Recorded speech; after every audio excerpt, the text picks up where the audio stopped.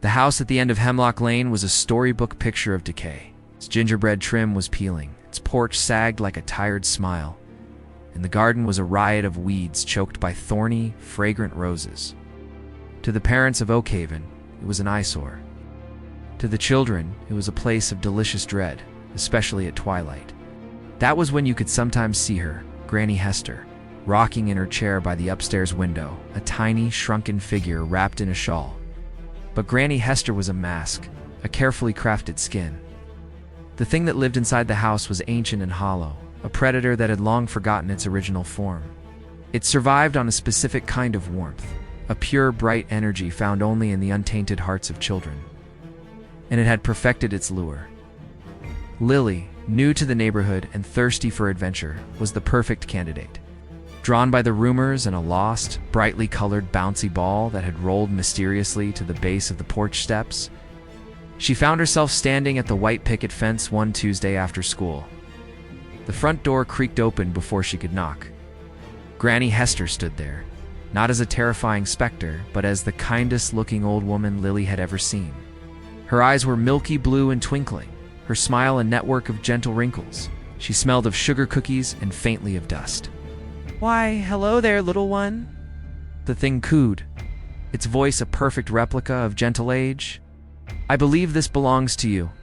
In its hand was not the bouncy ball, but a beautiful hand-stitched ragdoll with yarn hair and shiny button eyes. She gets so lonely. "Would you like to come in for a lemonade and keep her company, just for a minute?"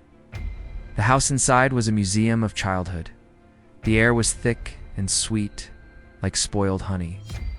And everywhere, on shelves and chairs piled in corners, were toys. Not just any toys. They were the favorite toys. A beloved teddy bear with one eye missing, sitting stiffly in a rocking chair. A shiny red fire truck, its paint chipped from love, parked neatly by the hearth. A collection of action figures posed as if frozen mid-battle. Each one was a trophy, a grave marker. Lily, clutching the new doll, felt a prickle of unease. But the granny's smile was so warm, the lemonade so cold and sweet. They sat in the parlor, and the granny asked her all about her favorite things, her best friend. Her secret wishes, the song her mother sang to her at night. It drank in these details, these precious fragments of her light. Then the granny's smile tightened. "You're such a special girl, Lily. I think I'd like you to stay." The change was subtle at first. The twinkle in the milky eyes dimmed, replaced by a flat, hungry darkness. The wrinkles on its face seemed to deepen, not with age, but with a shifting of the bones beneath.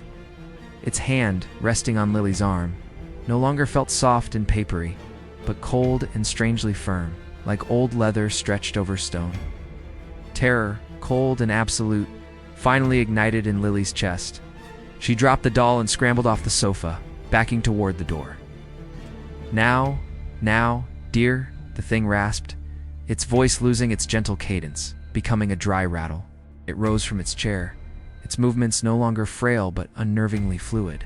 All the other children stayed. It began to peel. The kindly granny face seemed to loosen at the edges, the skin sagging away from the emerging structure beneath something elongated. With a lipless slit for a mouth, and eyes that were now just black, oily pits. The shawl fell away, revealing long, spindly limbs that ended in clawed, twig-like fingers. Lily screamed and ran. She tore through the cloying sweetness of the hallway, past the silent, judging toys, toward the front door. It was locked. She could hear the thing behind her, not walking, but slithering, its dry, rattling breath right behind her ear. She fled upstairs, bursting into a bedroom at the end of the hall. It was a child's room, frozen in time. And in the center, sitting on a small bed, was a life-sized porcelain doll. It wore a dress Lily recognized from a school photo of a little boy who had gone missing last spring. The doll's painted smile was serene, but its glass eyes were screaming. The door slammed shut. Lily turned. The transformation was complete. Now the granny mask was entirely gone. The thing that stood there was a nightmare of stretched skin and sharp angles, its true form a mockery of the grandmother it mimicked. It smelled not of cookies but of earth and something sour like old milk. "You'll be my favorite," it hissed, its voice the sound of dead leaves scraping on stone. It lunged. Lily squeezed her eyes shut, waiting for the end. But the end didn't come. Instead, a warm tear, born of pure, hopeless terror, traced a path down her cheek and dripped from her chin. The creature stopped. A long, clawed finger reached out and caught the next tear before it fell. It brought the droplet to its lipless mouth, and it recoiled.